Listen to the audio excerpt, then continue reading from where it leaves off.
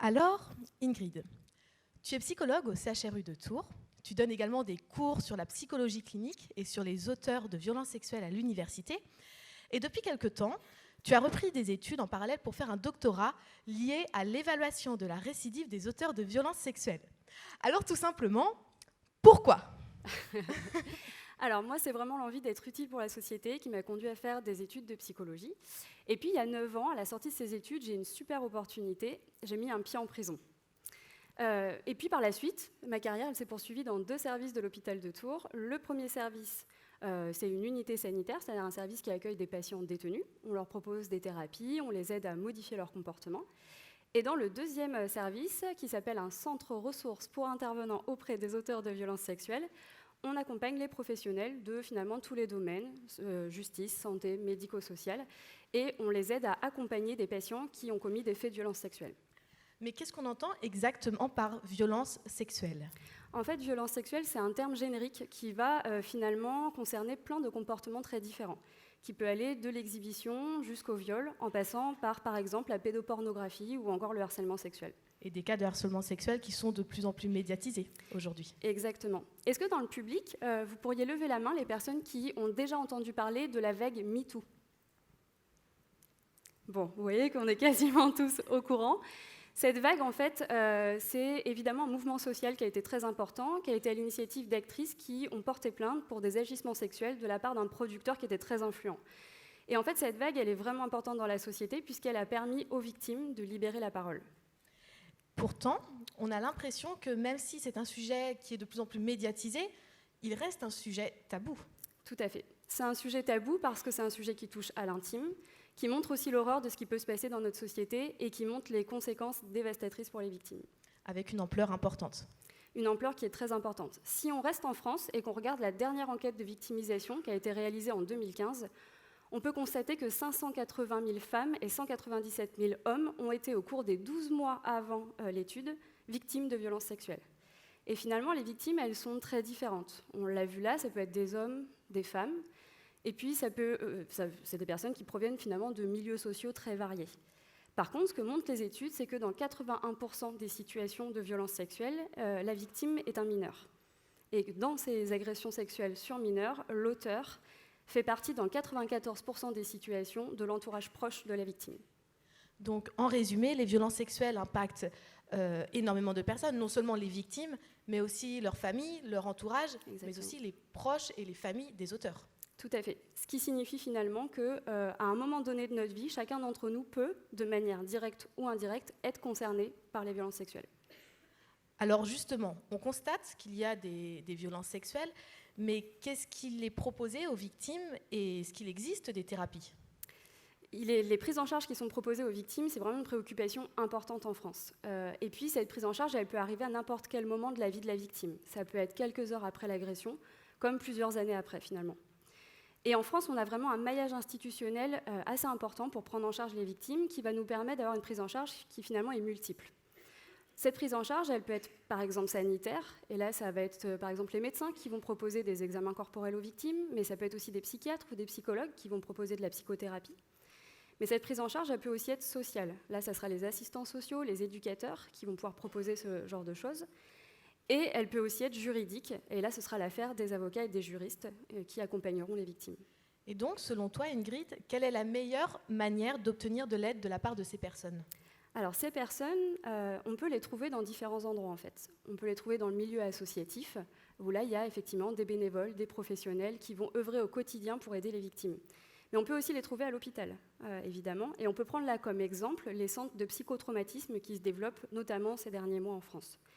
Et si on veut aller plus précisément dans la prise en charge psychologique, on a de plus en plus de collègues effectivement qui se forment à la victimologie. La victimologie, c'est-à-dire ?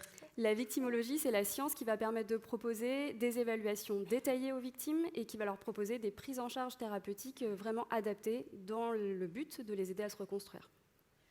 Alors là, on vient de parler des victimes d'agressions sexuelles. Mais lorsqu'il y a une agression sexuelle, dans l'équation, il y a des victimes, mais aussi des auteurs.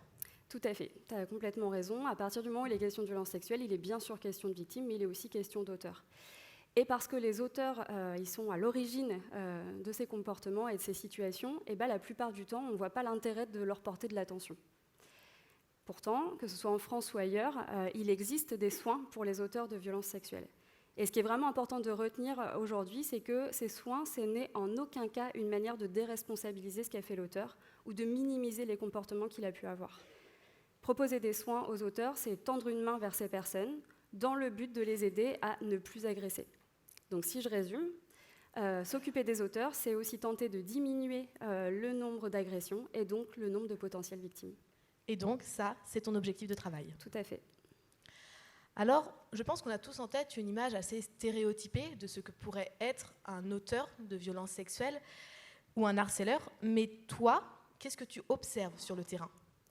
Alors, il faut vous dire qu'en fait, il n'y a pas de profil type chez les auteurs de violences sexuelles. Je ne pourrais pas vous faire la caricature précise de ce qu'est un auteur de violences sexuelles.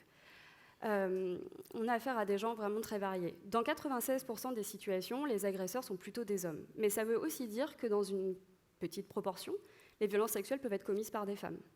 Ce qu'on observe, nous, c'est que dans nos patients, on peut avoir des personnes qui sont majeures, mais aussi des mineurs, et qui vont provenir de milieux sociaux qui sont variés. Et peut-être de manière un peu contre-intuitive, en fait, on observe très peu de troubles psychiatriques graves chez les patients auteurs de violences sexuelles, et nous, on parlera plutôt de perturbations de la personnalité. Alors, je vais essayer d'être un petit peu plus concrète et un peu plus claire. En fait, par exemple, on va avoir très peu de schizophrènes ou de bipolaires chez les patients auteurs de violences sexuelles, mais parmi mes patients, moi, je vais beaucoup rencontrer des personnes qui sont en difficulté dans la relation aux autres, d'une manière générale, qui peuvent souffrir de problèmes d'alcool ou de toxicomanie, qui peuvent être des gens qui transgressent les règles au-delà même des agressions, et aussi des personnes qui peuvent souffrir de distorsion de la pensée. La distorsion de la pensée, c'est dans des situations qui sont très chargées émotionnellement, ces personnes-là vont mal interpréter les situations et donc forcément avoir des comportements totalement inadaptés. Et donc, ces personnes-là, comment est-ce que dans ton travail, tu les accompagnes au quotidien ? Les soins, on peut les proposer à n'importe quel moment du processus judiciaire. Ça peut être avant le procès, comme après le procès. Ça peut être en détention ou à l'extérieur de la détention. Mais dans la majorité des situations, les soins sont plutôt proposés dans un cadre d'incitation, d'obligation ou d'injonction de soins. Ça veut dire que c'est à la demande de la justice. Et en fait, aujourd'hui, je ne serais pas en mesure de vous expliquer tous les soins qui existent tellement le panel est large et important. On peut prendre quand même quelques exemples un peu récurrents. Donc les auteurs de violences sexuelles, on peut leur proposer de la psychothérapie, qui va être assurée toujours par les psychiatres ou les psychologues. On peut aussi leur proposer de la chimiothérapie, par exemple. La chimiothérapie différente de celle du traitement du cancer. Bien sûr, c'est des traitements évidemment adaptés et qui peuvent être efficaces pour certains patients. Et puis, on peut aussi proposer, par exemple, la sexothérapie. Donc là, ça va évidemment être fait et proposé par des personnes qui sont formées à la sexologie.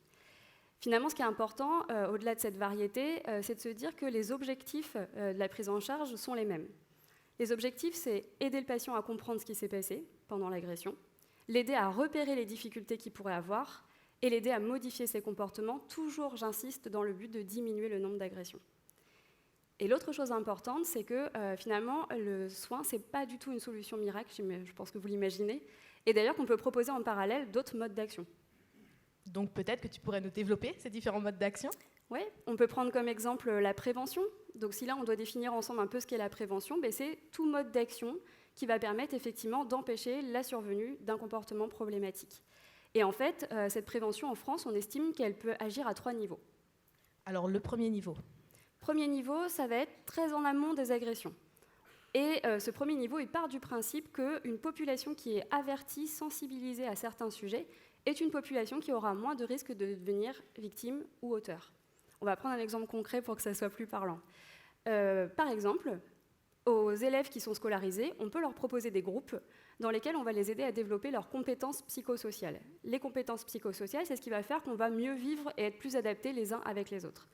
Des enfants qui sont plus adaptés les uns avec les autres vont forcément être des gens qui vont avoir moins de risques de devenir victimes ou auteurs. Donc ça, c'est pour le premier niveau. Concernant le deuxième niveau de prévention. Le deuxième niveau de prévention, il survient juste un peu avant l'agression. Et il part du principe qu'on peut repérer peut-être certaines personnes plus en difficulté et donc proposer des interventions avant même l'agression. Et là, on peut prendre par exemple dans la population les personnes qui sont sexuellement attirées par les enfants, mais qui ne sont pas passées à l'acte. Et concernant donc le troisième niveau de prévention? Et donc logiquement, le troisième niveau de prévention, il intervient une fois que l'agression est passée, et l'idée c'est de diminuer le risque de réitération des faits.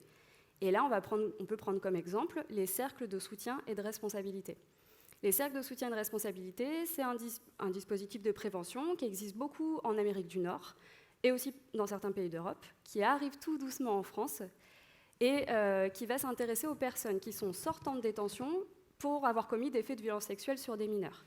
Ces personnes-là vont souvent être isolées socialement, et en fait, l'isolement social, c'est un facteur de risque de recommencer. Donc le principe, il est très simple. Des bénévoles, encadrés par des professionnels, vont proposer des rencontres régulières à cette personne dans l'idée de l'aider à se resocialiser et donc à se réinsérer. Donc, en résumé, il existe 3 échelles pour prévenir les agressions sexuelles. Le premier niveau consiste à agir auprès des populations en amont, dans le cadre de prévention. Le deuxième consisterait à agir auprès de personnes sexuellement attirées par des enfants notamment, mais n'étant encore jamais passées à l'acte. Et la troisième consiste à agir auprès des personnes ayant déjà commis des agressions et pour éviter les récidives. Exactement. Alors, j'aurais une autre question, Ingrid. On sait que des personnes sont attirées sexuellement par les enfants. Et dans ce cas-là, comment est-ce qu'on fait pour empêcher un passage à l'acte ? Et bien justement, depuis peu, la Fédération française des CRIAVS, qui est l'association qui rassemble tous les CRIAVS de France, a développé un numéro unique qui est anonyme, qui est non surtaxé. Et en fait, ce numéro, il a pour objectif de proposer une écoute et une orientation aux personnes justement sexuellement attirées par les enfants qui ne sont pas passées à l'acte. Et il me semble que tu as fait partie de la jeunesse de ce projet. Est-ce que tu peux nous en dire un peu plus à ce sujet ? En fait, s'il te plaît. Ce numéro unique, il est vraiment un travail collectif et il fait suite à 3 constats importants. Le premier, on l'a dit, dans la population, il existe des personnes qui souffrent de fantasmes sexuels envers les enfants. Les études montrent que cette population, elle n'est pas si peu présente que ça, elle peut même être très importante. Les études montrent en moyenne 8% de la population, c'est-à-dire que ça fait 1 personne sur 12. La majorité de ces personnes souffrent de leur fantasme, et vous imaginez bien qu'il est très compliqué d'aller raconter ça à son voisin ou à un ami, évidemment. Ces personnes-là, elles n'ont pas de lieu de ressources, finalement. Et il y a certaines associations, comme l'Ange Bleu ou SOS Amitié, qui nous disent recevoir déjà des appels de personnes en difficulté avec leur fantasme. Ça, c'est le premier constat. Le deuxième constat, c'est qu'il existe déjà des dispositifs similaires qui existent, par exemple, en Angleterre ou en Allemagne. Et si on prend l'exemple de l'Allemagne, depuis 10 ans, ils ont reçu 5900 appels de personnes qui souffraient de ces difficultés-là. Sur ces 5900 appels, 2900 évaluations ont été proposées et ont abouti à 1550 prises en charge thérapeutiques. Ça, c'est pour le deuxième constat.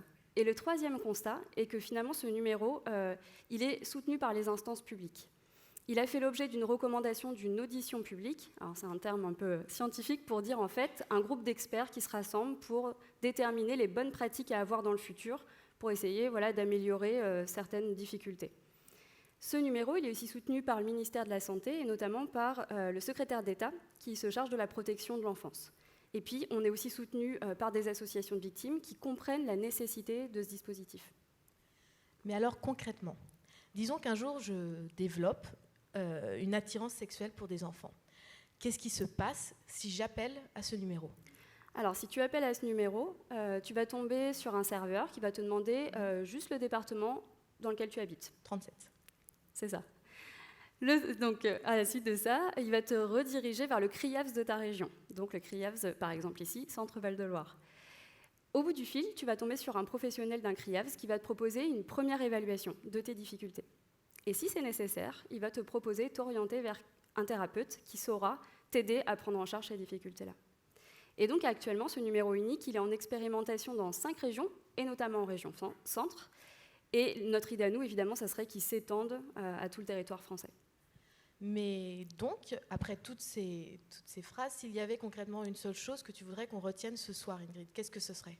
Alors, ce qui me semble important de retenir aujourd'hui, c'est que, évidemment, les violences sexuelles, c'est un sujet dramatique sur lequel il faut agir. Il existe actuellement des prises en charge, bien sûr pour les victimes, aussi pour les auteurs, et finalement, ces prises en charge, elles arrivent beaucoup a posteriori des agressions. La prévention, c'est vraiment quelque chose qui pourrait nous aider à agir à la source de ces difficultés-là. Et pour ça, justement, la Fédération française des criables a développé un numéro unique à destination des personnes sexuellement attirées par les enfants qui ne sont pas passées à l'acte. Eh bien, merci Ingrid pour le temps que tu viens de partager avec nous, pour toutes ces nouvelles idées et puis pour le travail que tu mènes au quotidien. Merci Céline.